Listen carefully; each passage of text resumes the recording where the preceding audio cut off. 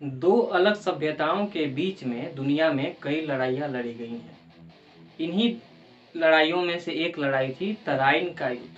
तराइन के युद्ध में कई छोटी-छोटी लड़ाइयाँ लड़ी गईं, लेकिन इनमें से दो लड़ाइयाँ काफ़ी महत्वपूर्ण रही, जिन्हें कि तराइन के पहले युद्ध और तराइन के दूसरे युद्ध के नाम से जाना जाता है। तराइन के युद्ध का ही नतीजा हुआ कि हमारे देश यानी भारत में मुस्लिम साम्राज्य की स्थापना हुई थी। तराइन के युद्ध के कारण ही हमारे देश में दिल्ली सल्तनत की स्थापना हुई, दिल्ली सल्तनत की नींव रखी गई और काफ़ी लंबे समय तक हमारे देश में दिल्ली पर मुस्लिम साम्राज्य का शासन रहा। तराइन का युद्ध मोहम्मद गौरी और पृथ्वीराज चौहान के बीच में लड़ा गया था।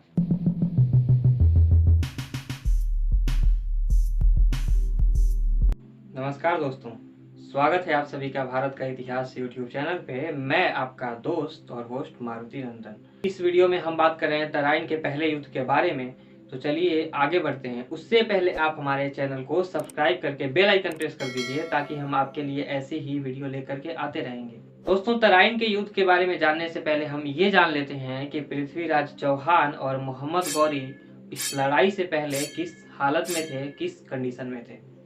उस समय यानी कि 12वीं शताब्दी में मध्य और उत्तर भारत में राजपूत राज्यों का काफी बोलबाला था, लेकिन इनमें एक ये कमी थी कि आपस में ही लड़ते रहते थे, आपस में ही लड़ाई किया करते थे। ये राजपूत राजा लड़ाइयों में खास करके पैदल सैनिक और हाथियों का इस्तेमाल किया करते थे। इनकी सेना में घुड़सवार सैनिक भी होते थे, लेकिन वो इस सेना का महत्वपूर्ण अंग नहीं हुआ करते थे या फिर उनकी भूमिका अहम नहीं हुआ करती थी। इनकी संख्या भी काफी कम हुआ करते थे, यानी घुड़सवार सैनिक बाकी सेना की अपेक्षा में, पैदल सैनिक या फिर हाथी सेना की अपेक्षा में इनकी संख्या काफी कम थी। और इनके साथ एक बड़ी दिक्कत ये भी थी कि इनके घोड़े उत्तम श्रेणी के घोड़े नहीं थे। हमारे देश के जो राजपूत राजा थे उनके घोड़ों से अधिक सक्षम और युद्ध में सहायक घोड़े बाहर के आक्रमणकारियों के पास थे, जैसे कि मोहम्मद गौरी हो या फिर महमूद गजनी। इन आक्रमणकारियों के पास उत्तम श्रेणी के घोड़े हुआ करते थे लड़ाई के लिए, और इसी कारण से हमारे देश के राजा इस मामले में बाहर के आक्रमणकारियों से पीछे हो जाते थे। अनेक राजपूत राज्यों के बीच पृथ्वीराज चौहान का साम्राज्य काफी महत्वपूर्ण था। क्षेत्रफल के हिसाब से पृथ्वीराज चौहान का साम्राज्य काफी बड़ा था। पृथ्वीराज चौहान का साम्राज्य दिल्ली और अजमेर के आसपास के क्षेत्रों में फैला हुआ था। पृथ्वीराज चौहान एक काफी शक्तिशाली और समर्थ शासक थे। वे बहुत अच्छे से अपना शासन संचालन करते थे। पृथ्वीराज चौहान एक शूरवीर योद्धा भी थे।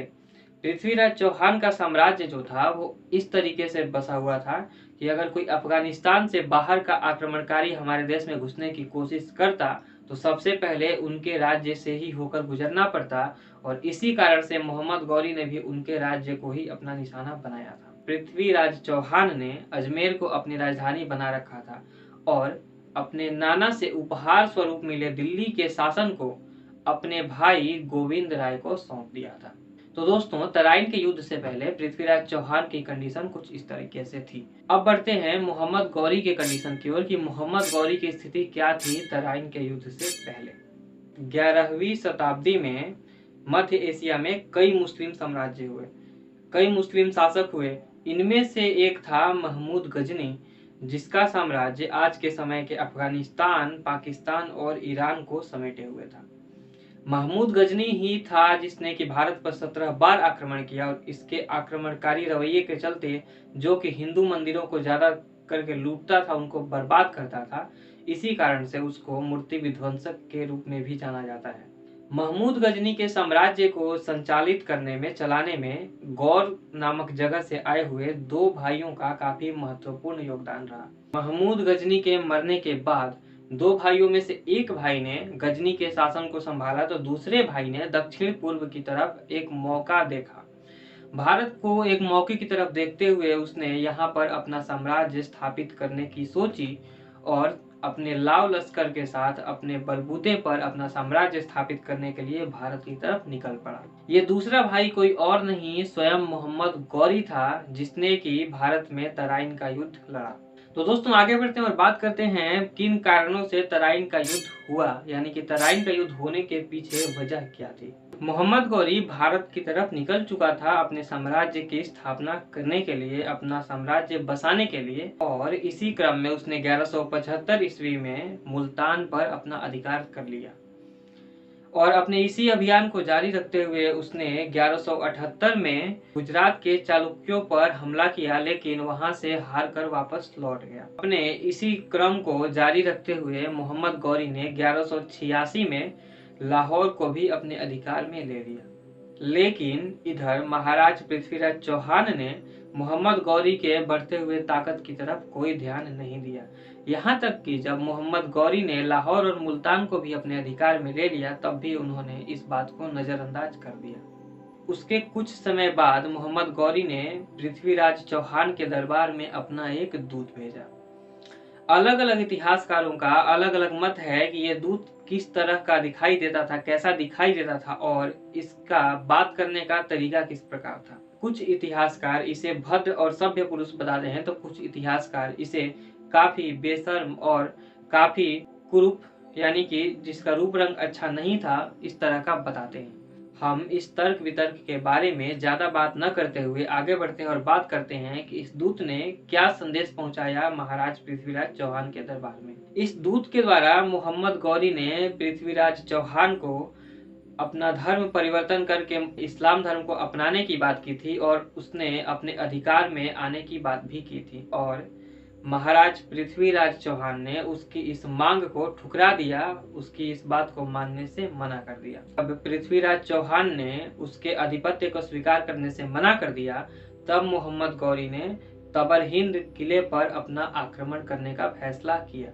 उस समय का तबर हिंद आज के समय भटिंडा के नाम से भी जाना जाता है। मोहम्मद गौरी के तबर हिंद के किले पर, भटिंडा के किले पर आक्रमण के साथ ही शुरुआत हो चुकी थी तराइन के युद्ध की, क्योंकि भटिंडा का किला पृथ्वीराज चौहान के साम्राज्य के दायरे में ही आता था।